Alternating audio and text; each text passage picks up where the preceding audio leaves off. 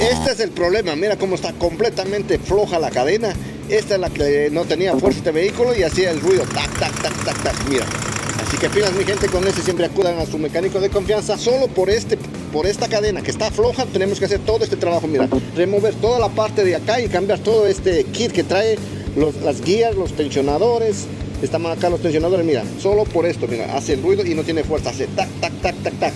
Lo que vamos a hacer es a cambiar todos los guías, le vamos a cambiar los tensionadores, todo esto, porque está completamente flojísima la cadena, ya tiene desgaste. Así que pilas mi gente, siempre acudan a su mecánico de confianza. Y aquí tenemos todo el diagrama para poder poner a tiempo todo esto, porque esto trae tiempo.